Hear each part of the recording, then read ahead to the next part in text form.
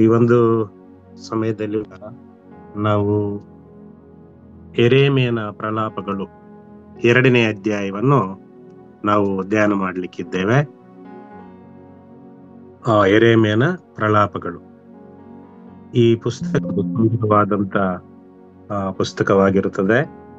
ಇದು ಯೆರೂಸಲೇಮಿನ ಪತನದ ಬಗ್ಗೆ ಕಾವ್ಯಾತ್ಮಕ ಭಾಷೆಯಲ್ಲಿ ಬರೆದಿರುವಂತ ಒಂದು ಪ್ರಲಾಪ ಇದು. ಅದಕ್ಕೆ ಕಾರಣ ಯೆರೆಮೀಯನ ಮಾನಸಿಕ ಬೇಸರ ಮತ್ತು ಆತ್ಮಿಕ ಪಾಠಗಳು ಮತ್ತು ಅರ್ಥಪೂರ್ವಕವಾದ ಪದಗಳಿಂದ ಕೂಡಿದಂತ ಒಂದು ಪುಸ್ತಕವಾಗಿದೆ. ಮತ್ತು ಇಸ್ರೇಲ್ ಜನರಿಗಾಗಿ ಯೆರೆಮೀಯನು ಮಾಡುವಂತ ಒಂದು ಪ್ರಾರ್ಥನೆ ಇದಾಗಿರುತ್ತದೆ. ಪ್ರಿಯರೇ, ಈ ಪುಸ್ತಕಕ್ಕೆ ಒಂದು ತಲೆಬರಹ ಕೊಡಬೇಕಾದ್ರೆ ಈ ಒಂದು ಅಧ್ಯಾಯಕ್ಕೆ ಒಂದು ತಲೆಬರಹ ಏನಂತಂದ್ರೆ ಯೆರೂಸಲೇಮಿನ ವಿನಾಶ ಅಂತ ಹೇಳ್ಬೋದು. ಮತ್ತೆ ಅದರಲ್ಲಿ 3 ಭಾಗವಾಗಿ ನಾವು ವಿಂಗಡಿಸುವಾಗ 1ರಿಂದ 9 ತನಕ ಕೋಪದ ಮೋಡ 1ರಿಂದ 9 ವಚನಗಳ ತನಕ, ಮತ್ತು 10ರಿಂದ 17 ತನಕ ಬಳಲುತ್ತಿರುವ ಜನರು, ಮತ್ತೆ 18ರಿಂದ 22 ತನಕ ಸಹಾಯಕ್ಕಾಗಿ ಮನವಿ ಎಂಬುದಾಗಿ ಈ ಒಂದು ಅಧ್ಯಾಯವನ್ನು ನಾವು 3 ಭಾಗಗಳಾಗಿ ನಾವು ನೋಡಬಹುದು.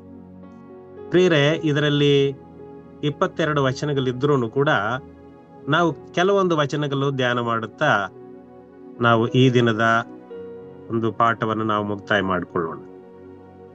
ಈ ಒಂದು ದಿನದಲ್ಲಿ ದೇವರು ನಮ್ಮನ್ನೆಲ್ಲರನ್ನು ಕೂಡ ಒಟ್ಟಿಗೂಡಿಸಿ ಅನೇಕ ವಿಷಯಗಳನ್ನು ತಿಳಿಪಡಿಸಲು ಆತನು ಆಸಕ್ತನಾಗಿದ್ದಾನೆ.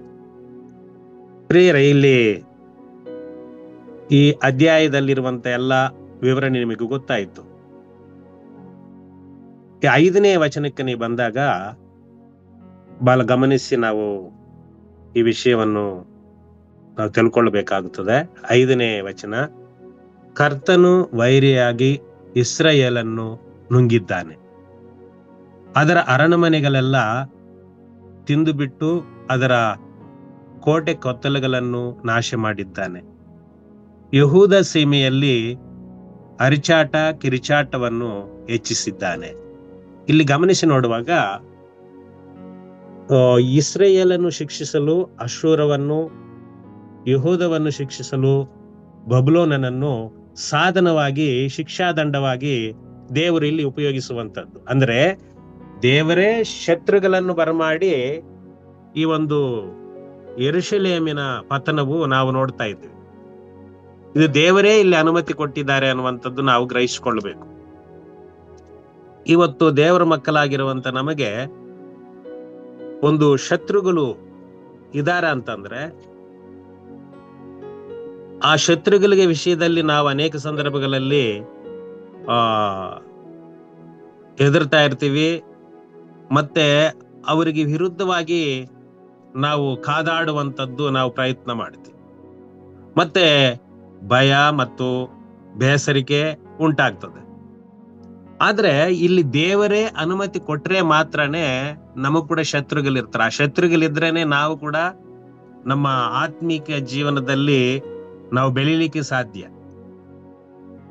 ಅದಕ್ಕೆ ಇಲ್ಲಿ ಈ ಶತ್ರುಗಳನ್ನು ದೇವರು ಬರಮಾಡಿದರೆ ಮಾತ್ರನೇ ಆ ಶತ್ರುಗಳಿರ್ತಾರೆ, ಇಲ್ಲ ಅಂತಂದ್ರೆ ಇರೋದಿಲ್ಲ. ಆ ಶತ್ರುಗಳನ್ನಿಟ್ಟು ನಮ್ಮನ್ನು ಸರಿಯಾದಂತ ಮಾರ್ಗದಲ್ಲಿ ನಡೆಸುವುದಕ್ಕೆ ದೇವರು ಅಲ್ಲಿಟ್ಟಿರ್ತಾರೆ. ಒಂದು ವೇಳೆ ನಿಮಗೆ ಸೇವಕರಾಗಿರುವಂತ ನಮ್ಮ ಪ್ರತಿಯೊಬ್ಬೊಬ್ಬರು ಕೂಡ ಶತ್ರುಗಳು ನಮ್ಮಲ್ಲೇ ಕೂಡ ಇರಬಹುದು, ನಮ್ಮ ಸಭೆಯಲ್ಲೇ ಕೂಡ ಇರಬಹುದು, ನಿಮಗೆ ವಿರುದ್ಧವಾಗಿ ಮಾತನಾಡಬಹುದು. ಆದ್ರೆ ಅವರ ವಿಷಯದಲ್ಲಿ ನಾವು ಕಾದಾಡದೆ ಇದು ಒಳ್ಳೇದಕ್ಕೆಂದು ನಾವು ತಿಳ್ಕೊಳ್ಬೇಕು. ಯಾಕಂತಂದ್ರೆ ನಮ್ಮನ್ನು ಒಳ್ಳೆ ಮಾರ್ಗದಲ್ಲಿ ನಡೆಸುವುದಕ್ಕೆ ಇದೊಂದು ನಮಗೊಂದು ಶಿಕ್ಷೆಯಾಗಿ ಕೂಡ ನಾವು ತಿಳ್ಕೊಂಡು ದೇವರ ಮಕ್ಕಳು ಯಾವಾಗಲೂ ಕೂಡ ಏನ್ ಮಾಡಬೇಕು, ಇದು ದೇವರಿಂದೇ ಆಗಿರುವಂತದ್ದು ಅಂತ ತಿಳ್ಕೊಂಡು ಅದನ್ನು ನಾವು ಯಾವಾಗಲೂ ಕೂಡ ದೇವರು ನಮ್ಮನ್ನು ಸರಿಯಾದಂತ ಮಾರ್ಗದಲ್ಲಿ ನಡೆಸುತ್ತಾರೆ ಅನ್ನುವಂಥದ್ದು ನಾವು ಗ್ರಹಿಸಿಕೊಳ್ಬೇಕು.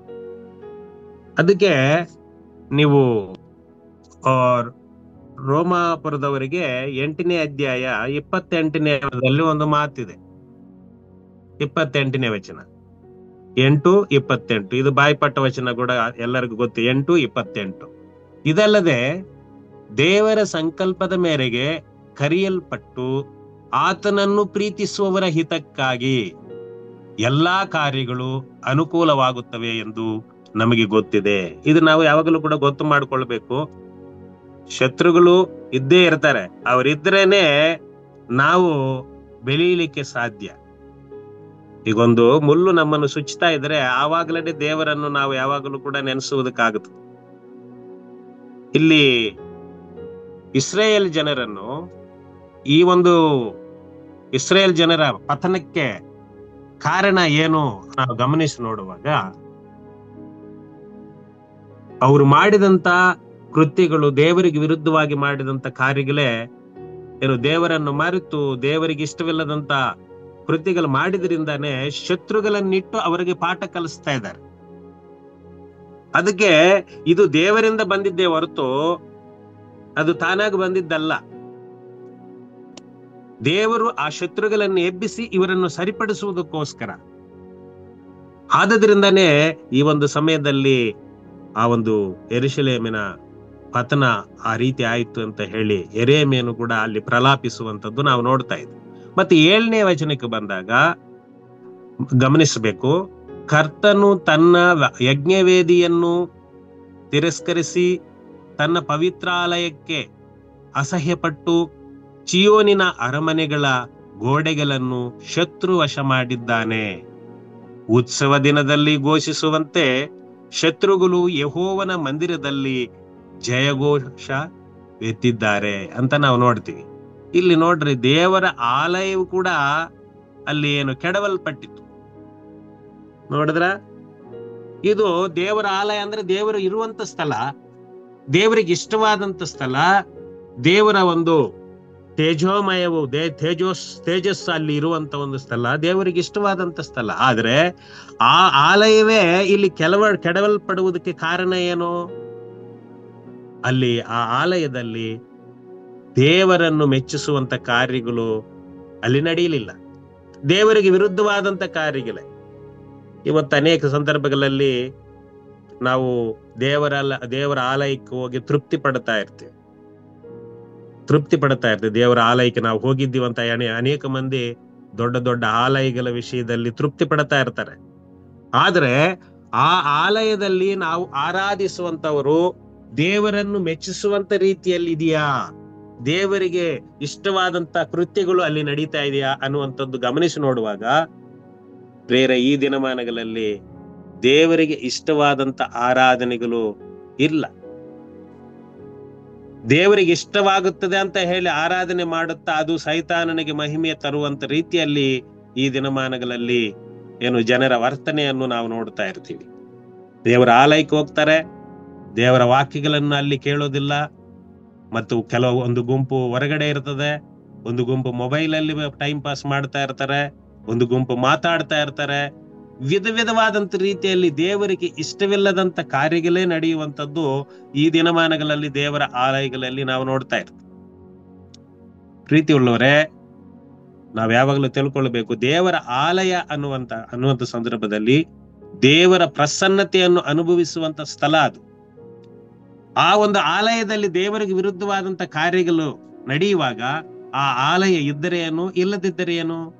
ಇದೇ ದೇವರು ಅದಕ್ಕೆ ಕೋಪಗೊಂಡು ಏನು ಆ ಆಲಯವನ್ನು ಕೂಡ ಅವರು ಇಷ್ಟಪಡ್ಲಿಲ್ಲ, ಅದನ್ನು ಕೆಡವಲ್ಪಡುವಂತೆ ಆಯ್ತು. ನೋಡ್ರ, ಅದು ಶತ್ರು ವಶವಾಯ್ತು. ಪ್ರೇರೆ, ಈ ದಿನಮಾನಗಳಲ್ಲಿ ದೇವರ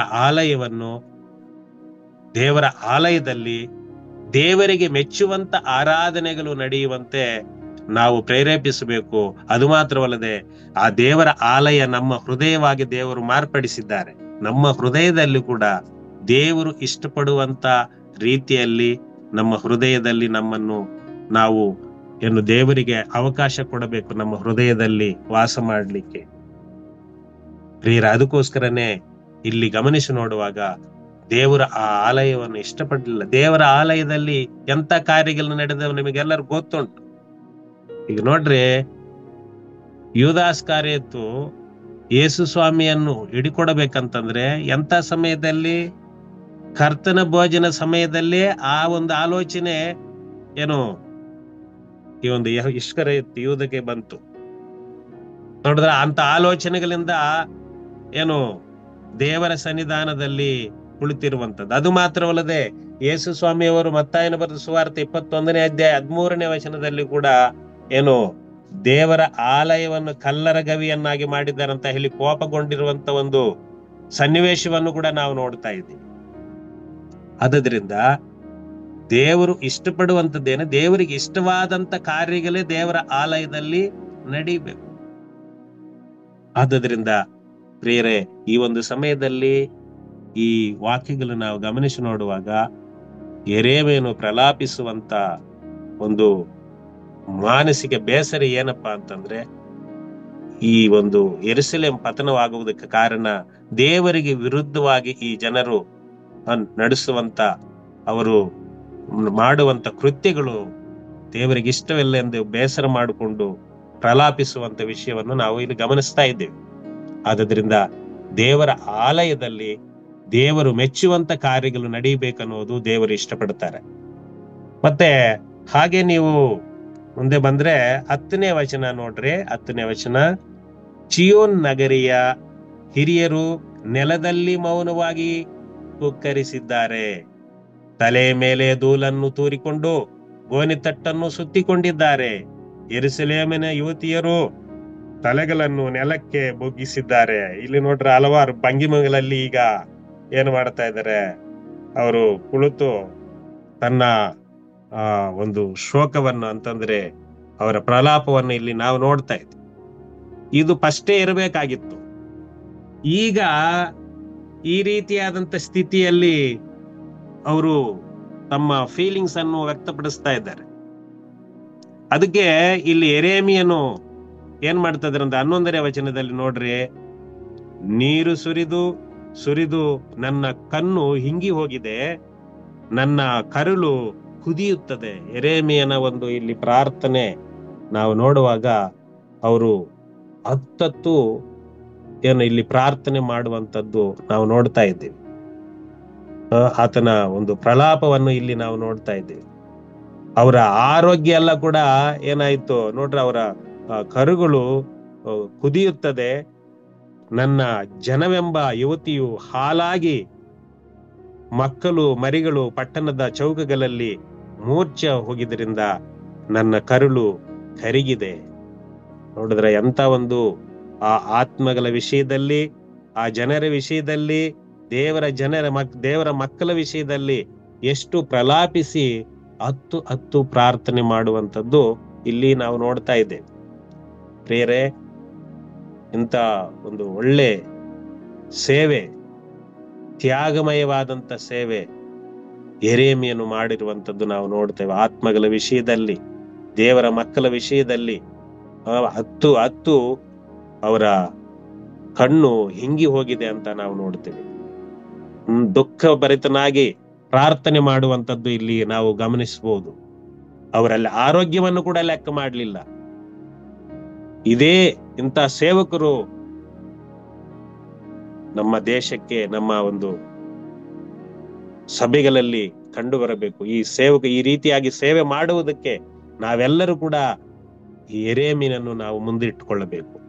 ಯಾಕಂತಂದ್ರೆ ಆತನ ಆರೋಗ್ಯವನ್ನು ನೋಡಿಲ್ಲ, ಎಲ್ಲ ತ್ಯಾಗ ಮಾಡಿ ಜನರಿಗೋಸ್ಕರ. ನೀವು ನೋಡ್ತಾ ಬಂದಿರಲ್ಲ, ಯೆರೆಮೀಯನ ಪ್ರವಾದನೆ ಗ್ರಂಥ ಎಲ್ಲ ನೋಡ್ಕೊಂಡು ಬಂದಿದ್ದೀವಿ. ಅವರು ಮಾಡಿದಂತ ವಿಜ್ಞಾಪನೆ, ಅವರು ಮಾಡಿದಂತ ಸೇವೆ, ಜನರಿಗಾಗಿ ಪರಿತಪಿಸಿದಂತ ಮನಸ್ಸು, ಇವೆಲ್ಲ ಕೂಡ ನಾವು ನೋಡುವಾಗ ಈ ರೀತಿಯಾದಂತ ಸೇವಕರು ಲೋಕದೊಳಗೆ ಎಷ್ಟು ಮಂದಿದ್ದಾರೆ, ಎಲ್ಲಿದ್ದಾರೆ? ಈ ವಿಷಯದಲ್ಲಿ ನಾವು ಆತ್ಮ ಪರೀಕ್ಷೆ ಮಾಡಿಕೊಳ್ಳಬೇಕು. ನಮ್ಮ ಶರೀರಗಳನ್ನು ಸಜೀವ ಯಜ್ಞವಾಗಿ ಅರ್ಪಿಸಬೇಕೆಂಬುದಾಗಿ ದೇವರು ಇಷ್ಟಪಡ್ತಾ ಇದ್ದಾರೆ ಪ್ರೇರೆ. ಆದ್ದರಿಂದ ಈ ಒಂದು ಸಮಯದಲ್ಲಿ ನಾವು ಪ್ರತಿಯೊಬ್ಬೊಬ್ಬರು ಯೆರೆಮೀಯನಂತೆ ನಾವು ಜೀವಿಸಬೇಕೆಂಬುದು ಬಹಳ ಪ್ರಾಮುಖ್ಯ. ದೇವರು ದೊಡ್ಡ ಸೇವೆ ನಮಗೆ ಕೊಟ್ಟಿದ್ದಾರೆ.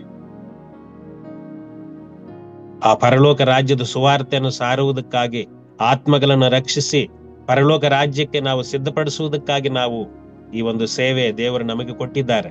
ಅದಕ್ಕೆ ನಾವು ಪ್ರಯಾಸ ಪಡಬೇಕು, ತ್ಯಾಗ ಮಾಡಬೇಕು. ನಮ್ಮ ಹಿರಿಯ ಬೋಧಕರುಗಳು ಎಷ್ಟೋ ಮಂದಿ ಅವರು ಈ ಸೇವೆ ಮಾಡಿದ್ರಿಂದಾನೇ ಇವತ್ತು ನಮ್ಮ ಕೈಯಲ್ಲಿ ಸತ್ಯವೇದ ಇದೆ. ಅನೇಕ ಮಂದಿ ಈ ಒಂದು ಸುವಾರ್ತೆ ನಿಮಿತ್ತ ತ್ಯಾಗಗಳನ್ನು ಮಾಡಿರುವಂತದ್ದು ನಾವು ನೋಡ್ತಾ ಇದ್ದೀವಿ. ಪ್ರೇರೆ, ಇಲ್ಲಿ ಯೆರೆಮೀಯನ ಒಂದು ಪ್ರಲಾಪ ನಾವು ನೋಡುವಾಗ ಅವರು ಕಣ್ಣೀರು ಸುರಿಸುವಂತದ್ದು, ಅವರ ಒಂದು ಕರುಳು ಕುದಿಯುವಂತ ರೀತಿಯಲ್ಲಿದೆ. ನನ್ನ ಜನವೆಂಬ ಯುವತಿಯು ಹಾಲಾಗಿ ಮಕ್ಕಳ ಮರಿಗಳು ಪಟ್ಟಣದ ಚೌಕರುಗಳಲ್ಲಿ ಮೂರ್ಛೆ ಹೋಗಿದ್ರಿಂದ ನನ್ನ ಕರುಳು ಕರಿಗಿದೆ. ಈ ತರ ಆತ್ಮ ಭಾರ ಅನ್ನುವಂಥದ್ದು ನಮಗೆ ಬೇಕು. ಅದಕ್ಕಾಗಿ ಪ್ರಾರ್ಥನೆ ಮಾಡುವಂಥದ್ದು ನಾವು ನೋಡ್ತಾ ಇದ್ದೀವಿ. ನಾವು ಕೂಡ ಅನೇಕ ಆತ್ಮಗಳಿಗೋಸ್ಕರ ನಾವು ಕಣ್ಣೀರು ಸುರಿಸಿ ಪ್ರಾರ್ಥನೆ ಮಾಡುವಂತ ಒಂದು ಪ್ರಾರ್ಥನೆ, ಕಣ್ಣೀರಿನ ಪ್ರಾರ್ಥನೆ ನಾವು ಪ್ರತಿಯೊಬ್ಬೊಬ್ಬರು ಈ ದಿನಮಾನಗಳಲ್ಲಿ, ಈ ಕಡೆಯ ದಿವಸಗಳಲ್ಲಿ ನಾವು ಮಾಡಬೇಕಾಗಿದೆ. ಯಾಕಂದ್ರೆ ಕರ್ತನ ಬರೋಣವು ಹತ್ತಿರವಾಗ್ತಾ ಇದೆ. ಆದ್ದರಿಂದ ನಾವು ಪ್ರತಿಯೊಬ್ಬೊಬ್ಬರು ಕೂಡ ಸೇವಕರಾಗಿ ಅಭಿಷೇಕಿಸಲ್ಪಟ್ಟು ತನ್ನ ಸೇವೆಗಾಗಿ ದೇವರು ನಮ್ಮನ್ನು ನೇಮಕ ಮಾಡಿಕೊಂಡಿದ್ದಾನೆ. ಈ ಸೇವೆಯನ್ನು ಯೆರೆಮೀಯನಂತೆ ನಾವು ಮಾಡಲಿಕ್ಕೆ ನಾವು ಪ್ರತಿಯೊಬ್ಬೊಬ್ಬರು ನಮ್ಮನ್ನು ತಯಾರು ಮಾಡಿಕೊಳ್ಳೋಣ, ಆತ್ಮ ಪರೀಕ್ಷೆ ಮಾಡಿಕೊಳ್ಳೋಣ. ಪ್ರೇರೆ, ಈ ಒಂದು ಸಮಯದಲ್ಲಿ ನೀವು ಹಾಗೆ ಮುಂದೆ 15ನೇ ವಚನಕ್ಕೆ ಬನ್ನಿ. 15ನೇ ವಚನ, ಹಾದು ಹೋಗುವರೆಲ್ಲರೂ ನಿನ್ನನ್ನು ನೋಡಿ ಚಪ್ಪಾಳೆ ಹೊಡೆಯುತ್ತಾರೆ. ಯೆರೂಸಲೇಮ್ ನಗರಿಯನ್ನು ಕಂಡು ಆಹಾ ಪರಿಪೂರ್ಣ ಸುಂದರಿ, ಸಮಸ್ತ ಲೋಕ ಸಂತೋಷಿನಿ ಎನಿಸಿಕೊಳ್ಳುತ್ತಿದ್ದ ಹುರಿಯು ಇದೆಯೋ, ಚೀಚಿ ಎಂದು ತಲೆಯಾಡಿಸುತ್ತಾರೆ. ನೋಡಿದ್ರ, ಇಲ್ಲಿ ಕೈ ಚಪ್ಪಾಲೆ ತಟ್ಕೊಂಡು ನಿನ್ನನ್ನು ನೋಡಿ ಚಪ್ಪಾಳೆ ಹೊಡಿತಾರ. ಯೆರೂಸಲೇಮ್ ನಗರಿಯನ್ನು ಕಂಡು ಆಹಾ ಪರಿಪೂರ್ಣ ಸುಂದರಿ, ಸಮಸ್ತ ಲೋಕ ಸಂತೋಷಿನಿ ನೀನೇ ಅಂತ ಹೇಳಿ ಅಲ್ಲಿ ಏನು ಆ ಒಂದು ಪತನವಾಗಿರುವಂತ ಯೆರೂಸಲೇಮ್ ನೋಡಿ ಶತ್ರುಗಳು ಏನ್ ಮಾಡ್ತಾ ಇದ್ದಾರೆ, ಹಂಗೆ ಗೇಲಿ ಮಾಡ್ತಾ ಇದ್ದಾರೆ, ಚಪ್ಪಾಳೆ ಹೊಡೆದು. ಇವತ್ತು ಅನೇಕರು ಶತ್ರುಗಳು ನಿಮ್ಮ ವಿರುದ್ಧ ಹೇಳನೆ ಮಾಡಿ ನಿಮ್ಮನ್ನು ಹೀನೈಸಿ ಅವಮಾನಪಡಿಸಿ ಸಂತೋಷ ಪಡಬಹುದು. ಆದರೆ ನಾವು ನೀವು ಏನ್ ಮಾಡಬೇಕು, ಅವರನ್ನು ನೋಡಿ ಅವರಿಗೆ ವಿರುದ್ಧವಾಗಿ ನಾವೊಂದು ಶತ್ರು ಸೈನ್ಯವನ್ನು ಕಟ್ಟಿಕೊಂಡು ಅವರ ಮುಂದಕ್ಕೆ ಅವ್ರ ಮೇಲೆ ಯುದ್ಧಕ್ಕೆ ಹೋಗಕ್ಕಾಗುತ್ತಾ? ಪ್ರೀತಿ ಉಳ್ಳವರೇ, ಅದು ಮುಖ್ಯ ಅಲ್ಲ. ನಾವು ಪ್ರತಿಯೊಬ್ಬೊಬ್ಬರು ಕೂಡ ಯೆರೆಮೀಯನಂತೆ ದೇವರ ಜನರೊಂದಿಗೆ ಐಕ್ಯತೆಯಿಂದ ನಿರ್ಮಾಣಾತ್ಮಕವಾಗಿ ನಾವು ವರ್ತಿಸುವಂಥದ್ದು, ಅವರಿಗಾಗಿ ಪ್ರಾರ್ಥಿಸುವಂಥದ್ದು ಬಹಳ ಪ್ರಾಮುಖ್ಯ. ಯಾಕಂದ್ರೆ ನೋಡ್ರಿ, ಅಲ್ಲಿ ನಾವು ನೋಡ್ತೀವಲ್ಲ, ದೇವರು ನಮಗೆ ತಿಳಿಪಡಿಸು, ನಿಮ್ಮ ಶತ್ರುಗಳನ್ನು ಕ್ಷಮಿಸಿರಿ, ಅವರಿಗಾಗಿ ಪ್ರಾರ್ಥನೆ ಮಾಡ್ರಿ. ಇದೇ ನಾವು ಮಾಡಬೇಕೇ ಹೊರತು ಅವರಿಗೆ ವಿರುದ್ಧವಾಗಿ ಕಾದಾಡೋಕೆ ನಮ್ಮಿಂದ ಆಗುವುದಿಲ್ಲ. ಯೆರೆಮೀಯನು ಯಾವ ರೀತಿ ಪ್ರಾರ್ಥನೆ ಮಾಡ್ತಾ ಇದ್ದಾರೋ ಅವರಿಗಾಗಿ ನಾವು ಯಾವಾಗಲೂ ಕೂಡ ನಮ್ಮ ಸಭೆಗಾಗಿ, ಸಭೆಯ ಎಲ್ಲ ಆತ್ಮಗಳಿಗಾಗಿ ನಾವು ಪ್ರಾರ್ಥನೆ ಮಾಡೋದನ್ನು ನಾವು ಕಲಿಬೇಕೆ ಹೊರತು ಸಭೆಯವರೊಂದಿಗೆ ಸೇರ್ಕೊಂಡು ಯಾರು ನಮಗೆ ಶತ್ರುಗಳಾಗಿದ್ದಾರೋ ಅವರ ಮೇಲೆ ದಾಳಿ ಮಾಡ್ಲಿಕ್ಕಲ್ಲ. ಅದು ಹೇಳ್ಕೊಟ್ಟಿಲ್ಲ ದೇವರು. ಶತ್ರುಗಳನ್ನು ಬರಮಾಡಿದ್ದೇ ಅವರು. ಈಗ ಒಂದೇ ಒಂದು ಮಾರ್ಗ ಏನಂತಂದ್ರೆ ಕರ್ತನ ಸನ್ನಿಧಾನದಲ್ಲಿ ಪ್ರಾರ್ಥನೆ ಮಾಡ್ಬೇಕು. ಅದೇ ಈಗ ಮಾರ್ಗ, ಇನ್ನು ಬೇರೆ ಏನಿಲ್ಲ. ಅವರೇ ಶತ್ರುಗಳನ್ನು ಬರಮಾಡೋರು, ಅವರೇ ಆ ಶತ್ರುಗಳನ್ನು ನಿರ್ಮೂಲ ಮಾಡಿ ಏನು ನಮಗೆ ಜಯವನ್ನು ಕೊಡುವ ಆತನೇ. ಏನು ಯುದ್ಧವೂ ಆತನದೇ, ಜಯವೂ ಆತನದೇ. ನಾವು ಸುಮ್ಮನೆ ಏನೋ ನಮ್ದೇನಪ್ಪಾ ಅಂತಂದ್ರೆ ಪ್ರಾರ್ಥನೆಯಿಂದ ನಾವು ಹೋರಾಡಬೇಕೆ ಹೊರತು ನಾವು ಕತ್ತಿ ಮತ್ತು ದೊನ್ನೆ ತಗೊಂಡು ಏನು ಸಭೆಯವ್ರನ್ನೆಲ್ಲ ಒಂದು ಗೂಡಿಸ್ಕೊಂಡು ನಡ್ರಿ ಹೋಗೋಣ, ಒಂದು ಕತೆ ಒಂದು ಕೈ ನೋಡ್ಬಿಡೋಣ ಅಂತ ಹೇಳಿ ಹೋಗೋದಲ್ಲ. ಯಾಕಂದ್ರೆ ಆ ಶತ್ರುಗಳಿಂದ ನಮಗೆ ಜಯ ಸಿಗಬೇಕಂದ್ರೆ ಅದು ದೇವರೇ. ಯಾಕಂದ್ರೆ ಬರಮಾಡಿದವರೇ ಅವರು, ಮತ್ತೆ ನಮಗೆ ಜಯವನ್ನು ಕೊಡುವಂತವರೇ ಅವರೇ. ಆದ್ರಿಂದ ನಮ್ಮ ಹೋರಾಟ ಏನಪ್ಪಾ ಅಂದ್ರೆ ಪ್ರಾರ್ಥನೆಯಿಂದ ಹೋರಾಡುವಂಥದ್ದು ನಮ್ಮ ಒಂದು ಕಾರ್ಯವಾಗಿದೆ ಪ್ರೇರೆ. ಆಮೇಲೆ ನೀವು ಮುಂದೆ 19ನೇ ವಚನಕ್ಕೆ ಬನ್ನಿ. ನೋಡ್ರಿ, ಇಲ್ಲಿ ರಾತ್ರಿ 1 ಜಾವದ ಆರಂಭದಲ್ಲಿ ಎದ್ದು ಗೋಲಾಡಿರಿ. ಇದೇ ನಾವೀಗ ಮಾಡಬೇಕು. ಈಗ ಸೇವೆ ನಿಮಿತ್ತ ನಿಮಗೆ ತೊಂದರೆ ಇದೆಯಾ? ಶತ್ರುಗಳು ನಿನ್ನಲ್ಲೇ ಇದ್ದಾರಾ? ಶತ್ರುಗಳು ನಿಮ್ಮನ್ನು ಕಿರಿಕಿರಿ ಕೊಡ್ತಾ ಇದ್ದಾರಾ? ಈಗ ನಾವು ಮಾಡಬೇಕಾಗಿರುವಂತದ್ದು ಅವ್ರಿಗೆ ವಿರುದ್ಧವಾಗಿ ಅವರು ಬೈತಾ ಇದ್ರೆ ನೀವು ಇನ್ನೂ ಹೆಚ್ಚಾಗಿ ನಾವು ಬೈದು ಮತ್ತೆ ಅವರಿಗೆ ತೊಂದರೆ ಕೊಡೋಕ್ ಹೋಗ್ಬಾರ್ದು. ಈಗ ಒಂದೇ ಒಂದು ಶತ್ರುಗಳನ್ನು ಬರಮಾಡಿ ನಗರವನ್ನು ಪತನ ಮಾಡಿದಂತ ದೇವರ ಮುಂದೆ ನಾವು ಜಯವನ್ನು ಕೊಡಬೇಕಂತ ಹೇಳಿ ಮಾಡಿದಂತ ತಪ್ಪುಗಳನ್ನು ಪಶ್ಚಾತ್ತಾಪಟ್ಟು ಗೋಳಾಡಬೇಕು. ಇದೇ ಅಲ್ಲಿ ಎರೇಮನು ಕೂಡ ಅಲ್ಲಿ ತಿಳಿಪಡಿಸುವಂತ ಕಾರ್ಯ. ರಾತ್ರಿ 1 ಜಾವದ ಆರಂಭದಲ್ಲಿ ಏನ್ ಮಾಡಬೇಕು? ಎದ್ದು ಗೋಳಾಡಬೇಕು. ಈಗ ಶತ್ರುಗಳ ಸಮಸ್ಯೆ ಮಾತ್ರ ಅಲ್ಲ, ನಮಗೆ ಈ ಸೇವೆಯಲ್ಲಿ ಅನೇಕ ವಿಧವಾದಂತ ಅಡಚಣೆಗಳುಂಟು, ಅನಾರೋಗ್ಯದ ಕೊರತೆಗಳುಂಟು. ಮತ್ತೆ ನಮ್ಮನ್ನ ಅನೇಕ ಮಂದಿ ಕೈ ಚಪ್ಪಾಲ್ ಓಡಿಕೊಂಡು ನಕಲಿ ಮಾಡೋರು ಇರ್ತಾರೆ, ನಮ್ಮನ್ನು ಅವಮಾನ ಪಡಿಸೋರು ಇರ್ತಾರೆ, ಬೈಯೋರು ಇರ್ತಾರೆ, ಯಾಕೆ ಹಿಂಸೆ ಪಡಿಸೋರು ಇರ್ತಾರೆ. ಅವ್ರಿಗಾಗಿ ನಾವು ಮಾಡಬೇಕಾಗಿರುವಂತ ಪ್ರತಿಯೊಂದು ಕಾರ್ಯ ರಾತ್ರಿ 1 ಜಾವದ ಆರಂಭದಲ್ಲಿ ಎದ್ದು ಗೋಲಾಡ್ಬೇಕು. ಈಗ ನಾವು ಪ್ರತಿಯೊಬ್ಬೊಬ್ಬರು ಕೂಡ ಈ ಉದಯ ಕಾಲದಲ್ಲೇ ದೇವರ ಸನ್ನಿಧಾನದಲ್ಲಿ ನಾವು ಸೇರಿ ಪ್ರಾರ್ಥನೆ ಮಾಡ್ತಾ ಇದ್ದೇವೆ, ದೇವರ ವಾಕ್ಯಗಳನ್ನು ಧ್ಯಾನ ಮಾಡ್ತಾ ಇದ್ದೇವೆ. ಈ ದಿನದಲ್ಲಿ ದೇವರು ಮಾತನಾಡುವಂತ ತಿಳಿಸುವಂತ ಒಂದು ಸಂದೇಶ ಏನಪ್ಪಾ ಅಂತಂದ್ರೆ, ನಾವು ಯಾವಾಗಲೂ 1 ಜಾವದ ಆರಂಭದಲ್ಲಿ ಎದ್ದು ಗೋಲಾಡಬೇಕು. ನಾವು ಉದಯ ಕಾಲದಲ್ಲೇ ದೇವರ ಸನ್ನಿಧಾನದಲ್ಲಿ ನಾವು ಗೋಲಾಡುವಂಥದ್ದು ನಾವು ಇದೊಂದು ಒಳ್ಳೆ ಅಭ್ಯಾಸ. ಇದು ನಿಮ್ಮ ಹೃದಯ ಸಾರವನ್ನು ನೀರನ್ನೋ ಎಂಬಂತೆ ಕರ್ತನ ಸಮ್ಮುಖದಲ್ಲಿ ಕೊಯ್ದು ಬಿಟ್ರಿ. ನಮಗಿರುವಂತ ಎಲ್ಲ ಸಮಸ್ಯೆಗಳು, ಕಷ್ಟಗಳು, ನಮಗಿರುವಂತ ಪ್ರತಿಯೊಂದು ಶೋಧನೆಗಳನ್ನು ದೇವರ ಸನ್ನಿಧಾನದಲ್ಲಿ ನಾವು ನೀರನ್ನು ಎಂಬಂತೆ ಕರ್ತನ ಸಮ್ಮುಖದಲ್ಲಿ ನಾವು ಹೋಗ್ಬಿಡ್ಬೇಕು. ಬೇರೆ ಎಲ್ಲಿ ಹೋದ್ರೆ ನಮಗೆ ಆದರಣೆ ಸಿಕ್ಕಲ್ಲ, ಬಿಡುಗಡೆ ಸಿಗಲ್ಲ. ನೋಡ್ರಿ, ನಮಗೆ ಒಂದೇ ಒಂದು ದೇವರ ಸನ್ನಿಧಾನದಲ್ಲಿ ಮಾತ್ರನೇ ನಾವು ಬೇಡ. ಪ್ರತಿಯೊಂದು ಕಾರ್ಯಕ್ಕೆ ಆತನ ಅದ್ಭುತವಾದಂತ ರೀತಿಯಲ್ಲಿ ನಮಗೆ ಜಯವನ್ನು ಕೊಡ್ತಾರೆ. ನೋಡ್ರಿ, ಪ್ರತಿಯೊಂದು ಬೀದಿಯ ಕೋಣೆಗಳಲ್ಲಿ ಹಸುವೆಯಿಂದ ಮೂರ್ಛೆ ಹೋಗಿರುವ ನಿಮ್ಮ ಮಕ್ಕಳ ಪ್ರಾಣವನ್ನು ಉಳಿಸಬೇಕೆಂದು ಕೈ ಎತ್ತಿ ಪ್ರಾರ್ಥಿಸಿರಿ. ಇವತ್ತು ಮಕ್ಕಳಿಗೋಸ್ಕರ ಪ್ರಾರ್ಥನೆ ಮಾಡಬೇಕು. ನಮ್ಮ ಆತ್ಮಗಳ ಎಷ್ಟೋ ಮಂದಿ ಮಕ್ಕಳಿದ್ದಾರೆ ನಮ್ಮ ಸಭೆಯಲ್ಲಿ. ಆ ಮಕ್ಕಳಿಗೋಸ್ಕರ, ನಮ್ಮ ಮಕ್ಕಳಿಗೋಸ್ಕರ ನಾವು ಅವರು ಮೂರ್ಛೆ ಹೋಗದಂತೆ ನಾವು ಪ್ರಾರ್ಥಿಸಬೇಕು. ಇವತ್ತೆಷ್ಟೋ ಮಂದಿ ಯವನಸ್ಥರು ತಪ್ಪಾದಂತ ಮಾರ್ಗದಲ್ಲಿ ದೇವರಿಗೆ ವಿರುದ್ಧವಾದಂತ ಕಾರ್ಯಗಳನ್ನು ಮಾಡ್ತಾ ಇರುವಂತ ಸ್ಥಿತಿ ನಾವು ನೋಡ್ತಾ ಇದ್ದೀವಿ. ಎಷ್ಟೋ ಮಂದಿ ಯವನಸ್ಥರು ಕೆಟ್ಟು ಹೋಗ್ತಾ ಇದ್ದಾರೆ. ನಮ್ಮ ಸಭೆ ಯವನಸ್ಥರು ಅನೇಕ ಮಂದಿ ದಾರಿ ತಪ್ಪಿ ಹೋಗಿದ್ದಾರೆ. ಅವ್ರಿಗೋಸ್ಕರ ನಾವು ಒಬ್ಬೊಬ್ಬರು ಕೂಡ ಮೊದಲನೇ ಜಾವದಲ್ಲಿ ನಾವು ದೇವರ ಹತ್ರ ನಾವು ಬೇಡಬೇಕು. ಪ್ರೀತಿ ಉಳ್ಳವರೇ, ಇದೇ ದೇವರು ನಮಗೆ ಈ ದಿನದಲ್ಲಿ ಕಲಿಸುವಂತ ಪಾಠ. ನಾವು ಪ್ರಾರ್ಥನೆ ಮಾಡಬೇಕು. ಹೆಚ್ಚಾಗಿ ನಾವು ದೇವರ ಸನ್ನಿಧಾನದಲ್ಲಿ ಗೋಳಾಡಬೇಕು. ಬೇರೆ ದೇವರಿಂತ ಒಳ್ಳೆ ಒಂದು ಸಂದೇಶವನ್ನು ನಮಗೆ ತಿಳಿಪಡಿಸ್ತಾ ಇದ್ದಾರೆ. ಯೆರೆಮೀಯನಂತೆ ನಾವು ಕೂಡ ಸೇವೆ ಮಾಡೋಣ. ಆ ಆತ್ಮ ಭಾರದಿಂದ ಎಲ್ಲ ಆತ್ಮಗಳಿಗೋಸ್ಕರ, ನಾವು ನಮ್ಮ ಸಭೆಗಳಿಗೋಸ್ಕರ, ನಮ್ಮ ದೇಶಕ್ಕೋಸ್ಕರ, ನಮ್ಮ ಜಿಲ್ಲೆಗೋಸ್ಕರ, ನಮ್ಮ ರಾಜ್ಯಕ್ಕೋಸ್ಕರ ನಾವು ಪ್ರಾರ್ಥಿಸೋಣ. ಈ ದಿನಮಾನಗಳಲ್ಲಿ ನಡೆಯುವಂತ ಪ್ರಕೃತಿ ವಿಕೋಪಗಳನ್ನು ನಾವು ನೋಡ್ತಾ ಇದ್ದೀವಿ. ಯಾವ ಸಮಯದಲ್ಲಿ ಯಾವ ರೀತಿಯಾದಂತ ಒಂದು ಸಮಸ್ಯೆ ಎದುರಾಗುತ್ತೋ ಗೊತ್ತಾಗಲ್ಲ, ಯಾವ ರೀತಿಯಾದಂತ ಶೋಧನೆ ಬರುತ್ತೋ ಗೊತ್ತಾಗೋದಿಲ್ಲ. ಆದ್ರೆ ಪ್ರಿಯರೇ, ನಾವು ಯಾವಾಗಲೂ ದೇವರ ಮೊರೆಯನ್ನು ನಾವು ಹೋಗಬೇಕು.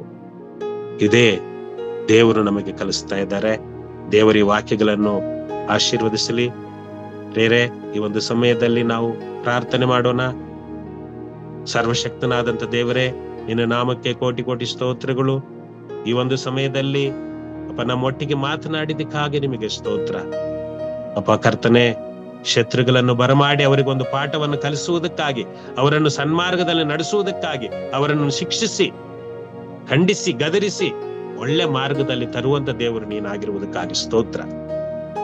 ಶತ್ರುಗಳನ್ನು ಬರಮಾಡಿದಂತ ದೇವರು ಅಪ್ಪ ಕರ್ತನೆ, ಆ ಶತ್ರುಗಳನ್ನು ಜಯಿಸಿ ನಮಗೆ ಜಯವನ್ನು ಕೊಡುವಂತವನು ನೀನೇ ಸ್ವಾಮಿ. ಆದ್ರೆ ನಾವು ಪಶ್ಚಾತ್ತಾಪಟ್ಟು ಯಾವಾಗಲೂ ಕರ್ತನೆ ಯೆರೆಮೀಯನಂತೆ ನಿನ್ನ ಸೇವೆಯನ್ನು ಮಾಡಬೇಕು. ಅನೇಕ ಜನರನ್ನು ನಿನ್ನ ರಾಜ್ಯಕ್ಕೆ ಸಿದ್ಧಪಡಿಸಬೇಕು ಕರ್ತನೆ. ನಾವು ತ್ಯಾಗ ಮಾಡಬೇಕು.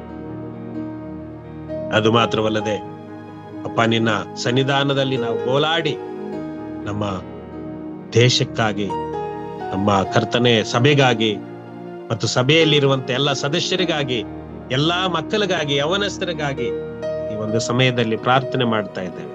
ಅವರು ಮೂರ್ಛೆ ಹೋಗದಂತೆ, ಅಪ್ಪ ದಾರಿ ತಪ್ಪಿ ಹೋಗದಂತೆ ಎಲ್ಲರೂ ಕೂಡ ಪರಿಶುದ್ಧರಾಗಿ ಬಾಳಲು ನೀನು ಸಹಾಯ ಮಾಡು. ಈ ಝೂಮ್ ಮೀಟಿಂಗ್ ಅಲ್ಲಿರುವಂತ ಎಲ್ಲ ಸೇವಕರನ್ನು ಅಭಿಷೇಕಿಸು. ಅಪ್ಪ ಯೆರೆಮೀಯನಂತೆ ಸೇವೆ ಮಾಡುವಂತೆ ಅಪ್ಪ ನೀವು ನಮಗೆ ಅಪ್ಪ ನೀನು ಕಲಿಸಿದ್ರಿ. ಸ್ತೋತ್ರ ಕರ್ತನೆ. ಮೊದಲನೇ ಜಾವದಲ್ಲಿ ಎದ್ದು ನಾವು ಕರ್ತನೆ ನಿನ್ನನ್ನೇ ಮೊರೆ ಇಡುವಂತೆ, ಕಣ್ಣೀರಿನಿಂದ ಪ್ರಾರ್ಥಿಸುವಂತೆ ಸಹಾಯ ಮಾಡು. ಉಜ್ಜೀವನವನ್ನು ಉಂಟು ಮಾಡು ಅಪ್ಪ. ನಾವು ಕರ್ತನೆ ತಿಳಿಯದೆ ತಪ್ಪು ಮಾಡಿದ್ದಲ್ಲಿ ನಮ್ಮನ್ನು ಕ್ಷಮಿಸು. ಮತ್ತು ನಮ್ಮ ನಿರ್ದೇಶಕರು, ಉಪನಿರ್ದೇಶಕರು ಮತ್ತು ಕರ್ತನೆ ಎಲ್ಲ ಸಹ ಸೇವಕರುಗಳನ್ನು ಕರ್ತನೆ ಎಲ್ಲಾ ಸಭೆಗಳನ್ನು ನೀನು ಆಶೀರ್ವದಿಸು. ಆಯಾ ಪ್ರಾಜೆಕ್ಟ್ಗಳಲ್ಲಿರುವಂತ ಎಲ್ಲಾ ಪ್ರಾಜೆಕ್ಟ್ ಹೋಲ್ಡರ್ಸ್ ಎಲ್ಲರನ್ನು ಕೂಡ ಆಶೀರ್ವಾದ ಮಾಡು. ನೀನೇ ಜೊತೆಗಾರನಾಗಿದ್ದು ನಡೆಸ್ತಾ ಬರಬೇಕೆಂಬುದಾಗಿ ಅನೇಕ ಆತ್ಮಗಳು ನಿನ್ನ ರಾಜ್ಯಕ್ಕೆ ಸಿದ್ಧಪಡಿಸುವಂತೆ ನಿನ್ನ ಆತ್ಮನ ಸಹಾಯದಿಂದ ನಮ್ಮನ್ನು ನಡೆಸುತ್ತಾ ಬರಬೇಕೆಂಬುದಾಗಿ ಯೇಸುವಿನ ನಾಮದಲ್ಲಿ ಬೇಡುತ್ತೇವೆ ತಂದೆಯೇ. ಆಮೆನ್.